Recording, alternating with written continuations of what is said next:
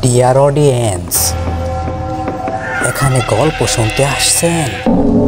এখানে তো গল্প শোনানো হয় না, শুধু ঘটনা শোনানো হয়। আসসালামু আলাইকুম, welcome back. Fear on black magic YouTube চ্যানেলে আপনাদের সবাইকে স্বাগত জানাচ্ছি। আমি শাহিন। ডিয়ার অডিয়েন্স, প্রতিদিনের মতো আজকেও প্রস্তুত আছেন তো? বাংলাদেশে গ্রাম অঞ্চলে বিভিন্ন মানুষের সাথে ঘটে যাওয়া রক্তহীন করা একটা ভৌতিক ঘটনা শোনার জন্য। আজকে যে ঘটনাটি আপনাদের আমি শোনাবো, সেই ঘটনাটি সংগ্রহ করেছি আমি আমার কাকির কাছ থেকে। আমার কাকির বর্তমান বয়স ৪৫ অথবা ৫০ এর মধ্যে। অডিয়েন্স, প্রতিবারের মতো আজকেও বলতেছি, ঘটনা সবসময় সংগ্রহ করতে পারি না। মিথ্যা ঘটনা এই চ্যানেলে শেয়ার করা হয় না। গ্রাম অঞ্চলে বিভিন্ন মানুষের সাথে যেরকম ভৌতিক কাহিনীগুলো হয়, সেই রকম ঘটনাই সংগ্রহ করার চেষ্টা করি। সবসময় সবাই ঘটনা শেয়ার করতে চায় না, তার জন্য আপলোডও করতে পারি না। তো আমার বকবকানি না শুই না, আসুন আজকের রক্তহীন করা ঘটনাটি আপনাকে শোনাই। আশা করি সম্পূর্ণ কাহিনীটা শুনবেন, আর আমিও যথেষ্ট চেষ্টা করব আপনার মনোযোগটা ধরে রাখার। তো আসুন আজকে আর কোনো কথা না বইলা সরাসরি আজকের রক্তহীন করা কাহিনীটা আপনাকে শোনাই। So let's enjoy.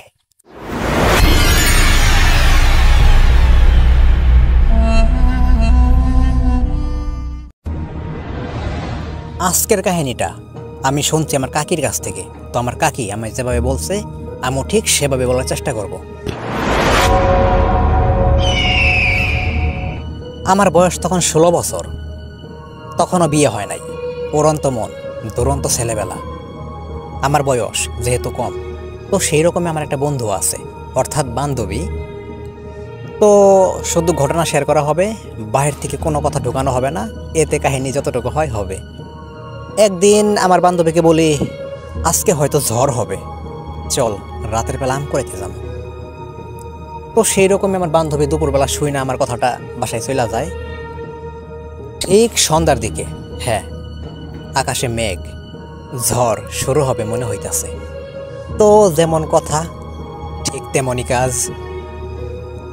আনুমানিক মাগরিবের আজান শেষ হয়ে গেছে, সেই সময় আমার বান্ধবী আমার কাছে আসছে। আমি ঘরের ভিতরে ছিলাম, বাহির থেকে আমার বান্ধবী ডাকতেছে, ২টা ডাক দিছে। তখন আমি বুঝতে পারছি আমার বান্ধবী আসছে। তখন আমি বললাম, তুই দাঁড়া, আমি ঘরে থেকে একটা ব্যাগ নিয়ে আসি। ব্যাগ নিয়ে যখন আমি ঘর থেকে বের হয়েছি, দেখি আমার বান্ধবী আমার থেকে অনেক আগে আগে যাইতেছে। তখন বললাম, এই দাঁড়া, আমাকে ডাকতে আসলি অথচ আমাকে সাইডে চলে যাইতেছ, এর মানে কি? একটু দাঁড়া, আমি আসতেছি। কিন্তু আমার কথায় সে কোনো রকম কোনো রেসপন্স করে না।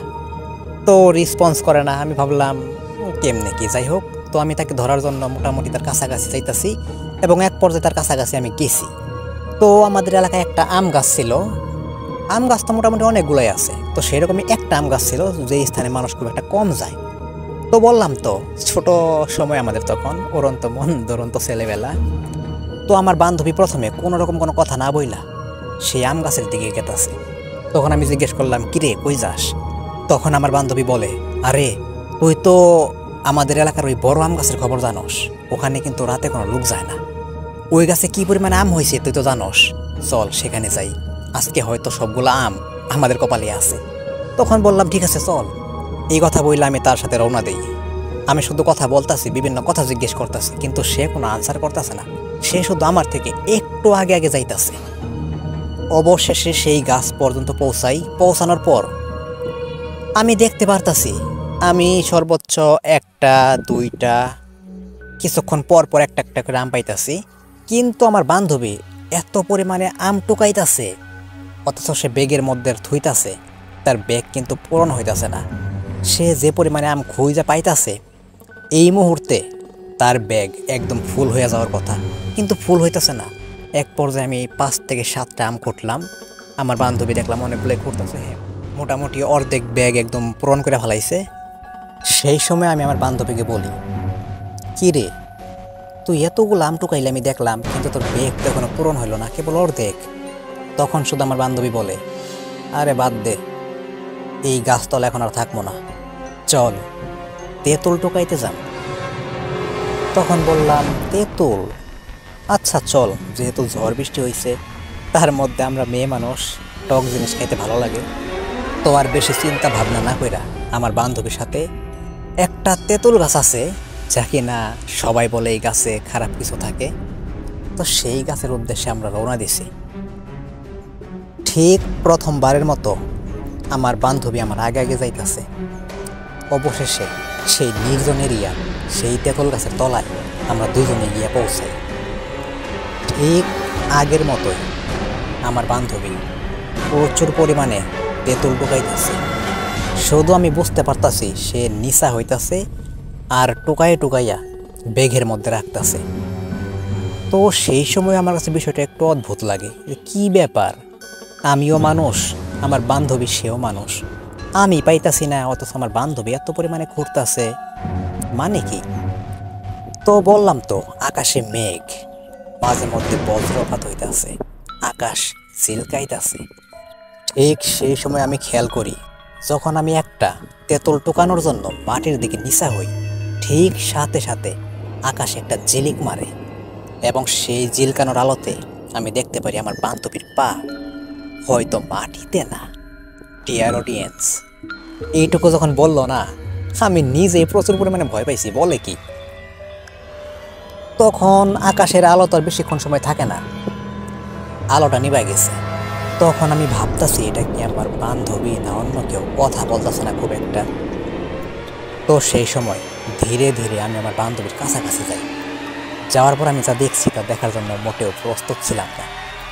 কাছে যাওয়ার সাথে সাথে আমি দেখি সে তো আমার বিপরীত দিকে ঘুরে তার মতো সে তার কাজ করতেছে।